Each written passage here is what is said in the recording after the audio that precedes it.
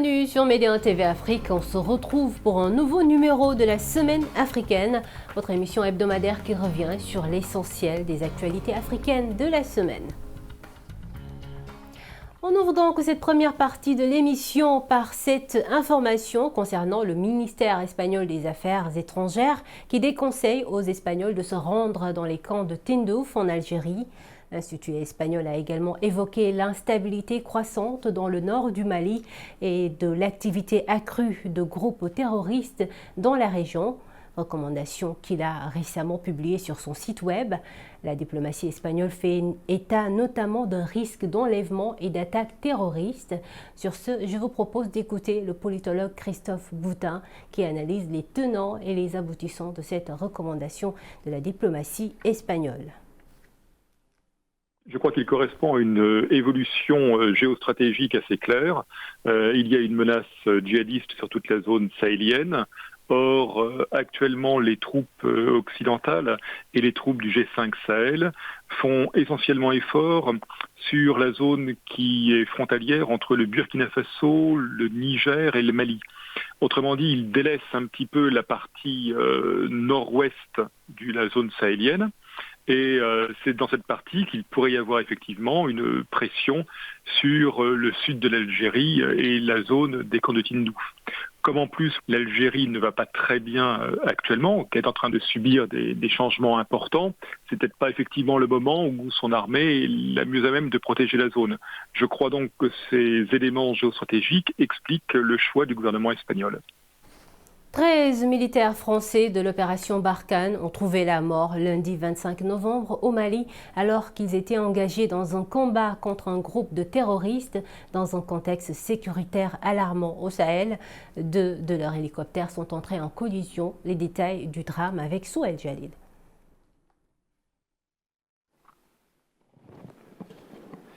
Jamais l'armée française n'avait essuyé une telle perte au Mali. Lundi 25 novembre au soir, 2 hélicoptères dont un Tigre se sont crashés après s'être percutés en vol. Un accident survenu alors qu'ils participaient à une opération de combat contre des extrémistes, a annoncé l'Élysée dans un communiqué. Emmanuel Macron, lui, a salué avec le plus grand respect la mémoire de ces militaires de l'armée de terre tombés en opération et morts pour la France dans le dur combat contre le terrorisme au Sahel.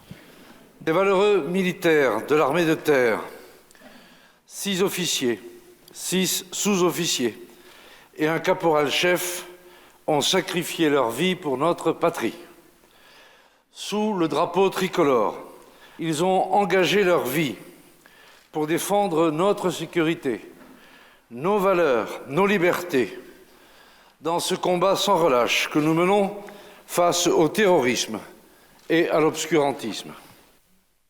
Après ce crash, le Premier ministre français Édouard Philippe a considéré que l'action militaire de la France au Mali n'était pas la seule dimension du combat contre les extrémistes, mais qu'elle était indispensable. De son côté, la ministre des Armées, Florence Parly, a salué d'exceptionnels héros qui sont morts pour la France et a annoncé l'ouverture d'une enquête pour déterminer les circonstances exactes de ce drame. Alors que le combat contre les djihadistes avait commencé, le Tigre et le Cougar sont entrés en collision. C'est avec une profonde tristesse et une grande émotion que nous avons appris la mort des 13 militaires qui étaient à leur bord. 13 militaires exceptionnels, 13 héros morts pour la France. L'accident survenu dans le Liptako, dans la région de Ménaka, porte à 38 le nombre de militaires français tués au Mali depuis le début de l'intervention française dans ce pays du Sahel en 2013. En effet, depuis 2014, l'opération Barkhane a pris le relais de Serval avec 4500 hommes déployés dans la bande sahélo-saharienne. Mais malgré 6 ans de présence ininterrompue, les hostilités doublées de violences intercommunautaires ont fait des milliers de morts et déplacé des centaines de milliers de civils dans la région. Il s'agit du plus lourd bilan humain pour la France dans le cadre de cette opération militaire. Le Premier ministre Édouard Philippe, lui, parle d'une présence indispensable. Des experts évoquent pour leur part un enlisement progressif de cette force au Sahel. Écoutons à ce propos l'analyse de Chekraoui Rodani, professeur universitaire et expert des relations internationales et géostratégiques. La situation maintenant dans la bande sahélo-saharienne, surtout dans la région des trois frontières, Liptako-Gourma, dont il y avait l'accident à 20 km de N'Djamena, qui a connu d'ailleurs une attaque terroriste qui a fait à peu près plus de 48 morts de soldats, de militaires maliens. Et c'est une région qui se considère, je pense, il me semble, l'épicentre du djihadisme dans la bande sahélo-saharienne. Je pense que la situation est difficile et compliquée. Aujourd'hui, la perception de la sécurité doit être globale. Il faut réfléchir d'une manière globale. N'oublions pas que la région de la bande sahélo-saharienne, c'est une région d'influence stratégique. Il y a une sorte, c'est le terreau de la symétrie stratégique de plusieurs puissances dans une guerre asymétrique qui est en train de se sanctuariser.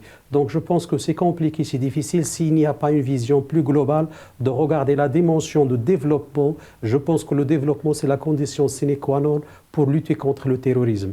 Certes, la sécurité il n'y aura pas de développement sans sécurité, comme il n'y aura jamais une sécurité sans développement. Aujourd'hui, l'opération Barkhane depuis 2014 compte plus de 41 morts décidés dans des combats contre des groupes djihadistes. Il y a une éclosion inquiétante de plusieurs groupes. On parle de Ghsim, on parle de Mujaw, on parle de Ansarul Islam et on parle même d'Al-Qaïda, de Daesh, et on parle de l'État islamique au Grand Sahara de Abu Walid Sahraoui. C'est une galaxie terroriste qui est en connexion et dans l'opérabilité, ils sont en contact entre elles pour faire face à la dimension militaire aujourd'hui qui est en train de se mettre en place. Mais aussi, il faut dire avec courage qu'il y a une défaillance en termes de chaîne de commandement des capacités des armées africaines, surtout du Burkina Faso, du Mali et du Niger. Aussi, il faut dire que les frontières sont poreuses, les vides géopolitiques en train d'y dans la région, ce qui complique toute approche coercitive pour lutter et pour faire face à cette montée inquiétante des groupes terroristes. On reste au Mali. Le pays aiguise ses armes face au fléau de la traite des personnes et des pratiques assimilées dans le contexte malien. Le projet américain Mali Justice Project a initié un atelier de formation pour des avocats du barreau malien pour s'imprégner des réalités et surtout se doter des outils nécessaires à la lutte contre ce phénomène exacerbé par les conflits au nord et au centre du pays. Les détails dans ce reportage de notre correspondant sur place, Mohamed Danyoko. Faisant 22 millions de victimes, adultes et enfants à travers le monde, le trafic humain est la troisième forme de crime le plus répandu après le trafic des armes et des stupéfiants. Exacerbé par des contextes de crise et de conflits, le Mali ne fait pas aujourd'hui exception à cette pratique qui entraîne de nombreux déplacés internes et externes.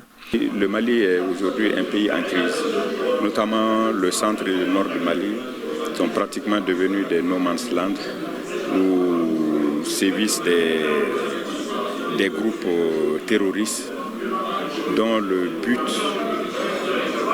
ultime est le trafic des personnes. La création du comité de coordination de la lutte contre la traite des personnes et pratiques assimilées en 2011 et la loi sur la traite des personnes adoptée l'année suivante sont des initiatives de l'État malien complétées par le plan d'action sur le phénomène mis en œuvre à partir de 2016. Ce plan d'action national prévoit entre autres la promotion de la coordination et la coopération des acteurs dans la lutte contre la traite des personnes. D'où l'importance aujourd'hui d'impliquer des acteurs clés tels que les avocats. Durant 3 jours, les avocats maliens et le partenaire américain Mali Justice Project vont discuter des approches à adopter pour soutenir les victimes de traite. Le gouvernement américain a demandé à MJP, le Mali Justice Project, de s'impliquer. Il est tout à fait normal, évidemment, de travailler avec le corps des avocats qui ont une proximité directe avec les citoyens et les victimes qui très souvent souffrent dans le silence et n'ont pas toujours accès à la justice. Cet atelier intervient dans le sillage de la célébration du 30e anniversaire de la Convention relative aux droits de l'enfant. Des enfants qui sont les plus exposés aux crimes de la traite des personnes. Retour à présent sur la situation sécuritaire au Sahel. Le Nigeria a fermé ses frontières à ses voisins du Bénin et du Niger depuis 3 mois. Une décision déplorée par les parlementaires et l'organisation sous-régionale ouest-africaine. Et à l'occasion de la 2e session ordinaire du Parlement de la CEDEAO qui se tient actuellement au Nigeria, les députés appellent à la réouverture des frontières. Notre envoyé spécial à Abuja, Daouda Sow, nous en dit plus. À la 2e session ordinaire du Parlement de la CEDEAO, les députés se sont penchés sur la situation sécuritaire dans la région afin d'y apporter des réponses appropriées. Il nous faut donc réagir maintenant et vigoureusement pour enrayer cette spirale de violence. Ce faisant, l'implication de tous nos États, la mutualisation de nos forces et de nos moyens me semble indispensable, faute de quoi l'action contre le terrorisme demeurera inefficace. L'institution, qui en est officiellement à sa 4e législature, à 19 années d'existence, les parlementaires, pour leur part, notent des avancées. Au début, nous ne donnions que des avis. Et vous savez ce qu'on fait des avis. Et depuis 3 ans, on ne donne plus que des avis, mais nous avons eu des prérogatives. Ces prérogatives nous donnent le pouvoir, plusieurs pouvoirs, un pouvoir étendu, mais 2 me semblent très importants. Le budget de la communauté. Nous devons connaître du budget de la communauté, obligatoirement après le CAF. La fermeture des frontières entre le Nigeria, le Niger et le Bénin a également été au menu des échanges. Je réitère donc mon appel à la réouverture des frontières entre nos États et au respect scrupuleux du protocole sur la libre circulation des personnes et des biens dans l'espace qui a pour objectif de favoriser la libéralisation des échanges et la suppression des obstacles commerciaux entre nos États et nos peuples. Après l'ouverture des travaux, c'est parti pour 30 jours de marathon parlementaire pour les députés de la CEDEAO. Le Sénégal a une certaine expérience en matière de sécurité de proximité. Elle suscite l'intérêt de certains pays de la CEDEAO. À Dakar, notre équipe a suivi cette semaine la démonstration des agents de sécurité de proximité. Reportage signé Jean-Paul Nour et Maïlir.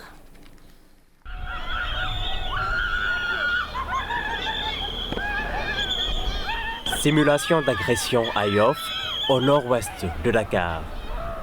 Objectif, démontrer l'approche collaborative entre les agents d'assistance à la sécurité de proximité et les policiers.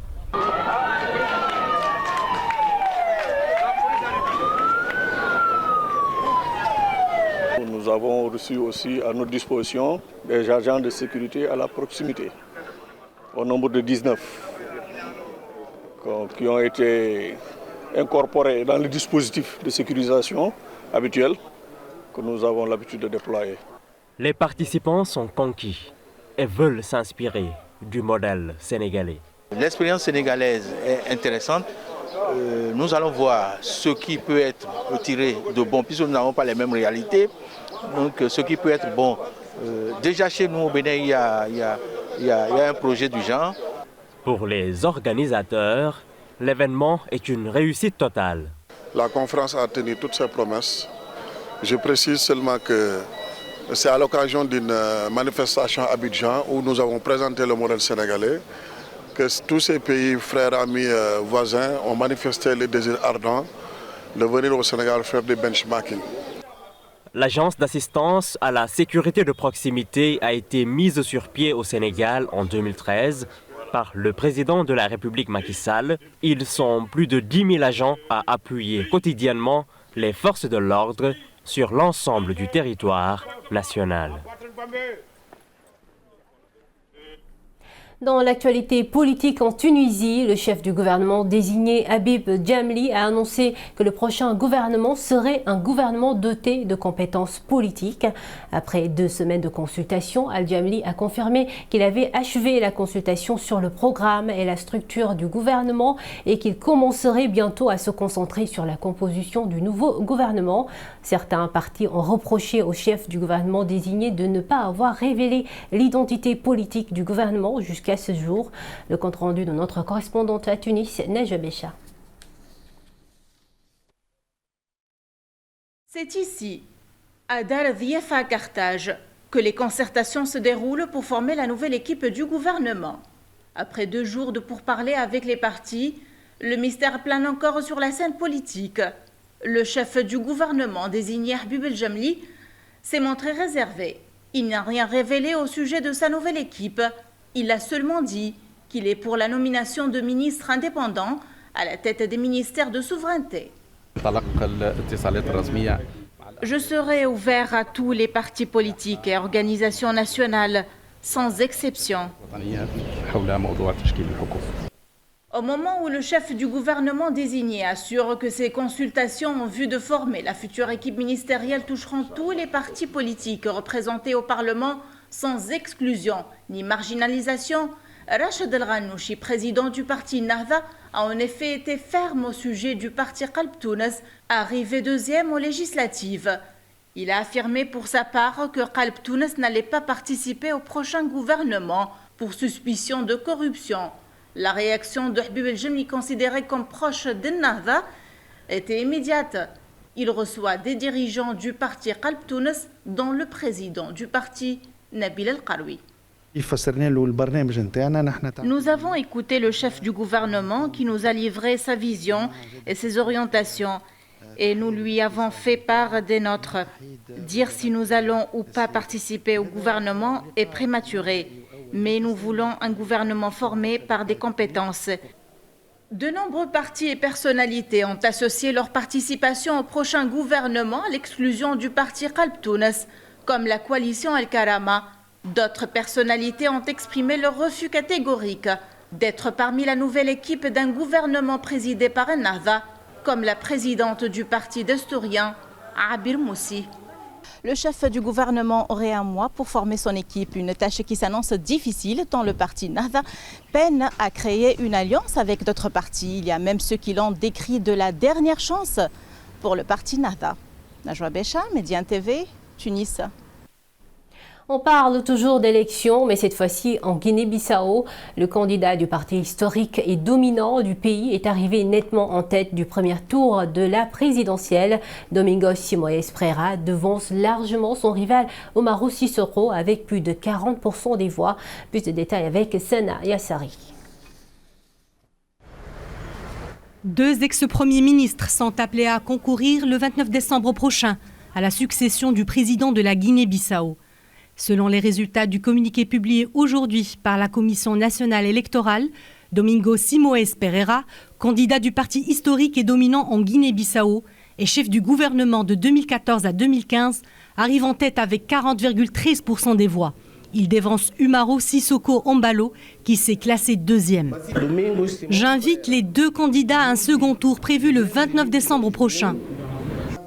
Ce sont donc 2 produits du système qui sont appelés à concourir à la succession du président sortant, José Mario Vaz, arrivé 4e avec 12,41% des voix, se voyant ainsi disqualifié du second tour. Au lendemain de ce premier tour, les observateurs de la communauté économique des États de l'Afrique de l'Ouest ont jugé fiable le processus électoral. Il est à rappeler que beaucoup d'espoirs sont fondés sur l'élection présidentielle en cours en Guinée-Bissau. L'armée s'est engagée à ne plus se mêler de politique, 7 ans après le coup d'État qui avait interrompu les élections. La stabilité de ce pays d'Afrique de l'Ouest en état de crise politique demeure un des enjeux majeurs de ce scrutin. La République démocratique du Congo a vécu dimanche dernier un drame. Au moins 29 personnes sont mortes dans le crash d'un petit avion, le ligne qui s'est écrasé 2 minutes après son décollage sur 2 maisons d'un quartier populaire de Goma, dans l'est du pays. D'après le gouvernement provincial, il y a eu un survivant parmi les 19 personnes qui se trouvaient à bord de l'avion et 16 autres blessés.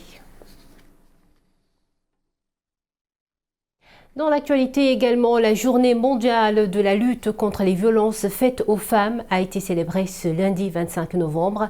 Au Maroc, les formes de ces violences sont multiples. De nombreuses femmes choisissent le silence, mais Fatima et Shaima ont décidé de s'adresser à une association pour faire part de leurs souffrances. C'est un reportage de Marwa Benalima sur le récit d'Iyamberada. Qu'elles soient psychologiques, verbales ou physiques, les violences envers les femmes sont multiples. Nombreuses sont celles qui choisissent le silence. Ce n'est pas le cas de Fatima et Shaima. Elles ont choisi de s'adresser à cette association pour faire part de leurs souffrances. Elles souffrent d'harcèlement virtuel. Le cyberharcèlement est de plus en plus présent, notamment à travers les multiples réseaux sociaux. On reçoit parfois des messages sur nos téléphones et si on ne répond pas, on est insulté. Notre compte peut être piraté, nos photos peuvent être utilisées à mauvais escient. Dans certains cas, on est même victime de chantage.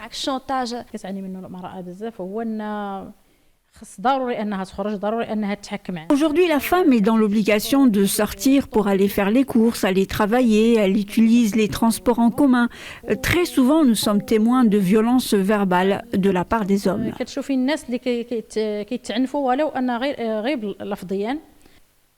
La violence contre les femmes, une des violations des droits humains les plus répandues dans le monde. Au Maroc, près de 60% des femmes violentées sont âgées entre 25 et 29 ans. En 2018, plus de 12 200 cas de violence ont été enregistrés dans le royaume, plus de la moitié en milieu urbain. Le 25 novembre coïncide avec la célébration de la Journée mondiale de la lutte contre la violence à l'égard des femmes. C'est en 1999 que l'ONU a instauré cette journée et au Maroc, le phénomène de la violence envers la femme est de plus en plus répandu. Tous unis pour mettre fin à la violence à l'égard des femmes est une campagne lancée par l'ONU à partir du 25 novembre et pour les 2 prochaines années, la campagne se concentrera sur la question du viol en tant que forme spécifique de préjudice. De manière quasi universelle, la plupart des auteurs de viol ne sont pas dénoncés ou restent impunis. Nous arrivons à la deuxième partie de l'édition, la partie consacrée à l'essentiel de nos émissions de débat de la semaine sur le plateau de Midi 1 TV. Le gouvernement sénégalais, dans la mise en œuvre de la phase 2 du plan Sénégal émergent, donne une place de choix à la femme en privilégiant l'entrepreneuriat féminin. Mais il y a encore des obstacles et des défis à relever pour que l'autonomisation des femmes soit effective. Je vous propose de suivre un extrait de Fatou Soussar, présidente du réseau africain pour le soutien à l'entrepreneuriat féminin. Aminata Thiam l'a reçue cette semaine comme invitée de la rédaction sur le plateau de Midi 1 TV Afrique. Il faut revenir à la base, c'est-à-dire qu'il faut une politique plus juste et plus égalitaire. Malheureusement, les politiques publiques, jusqu'ici, comme je dis, ne considèrent pas la femme comme un agent économique, mais plutôt comme une question sociale. Parce que c'est d'abord le code de la famille qui dit qu'elle est dépendante d'un chef de famille. Et donc, même quand vous allez avoir les statistiques dans ce pays, les femmes sont invisibles. Il nous est très difficile d'avoir des statistiques correctes parce que même l'Agence nationale de développement de statistiques, l'ANSD, a une approche par famille, approche ménage. Or, le ménage, quand ils vont interroger, c'est le chef de ménage qu'ils vont interroger. Et le chef de ménage, c'est un homme.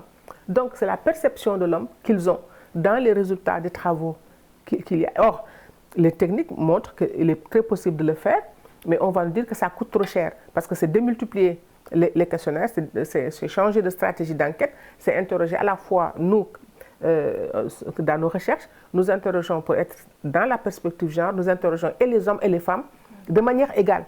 Et c'est ça qui nous permettra d'avoir le point de vue des uns et des autres, ou les situations, les spécificités des uns et des autres. Parfois, il se trouve que peut-être que c'est l'homme qui est dans une situation plus difficile, mais les résultats montrent que d'une manière globale aujourd'hui, c'est le groupe féminin qui a le plus de problèmes.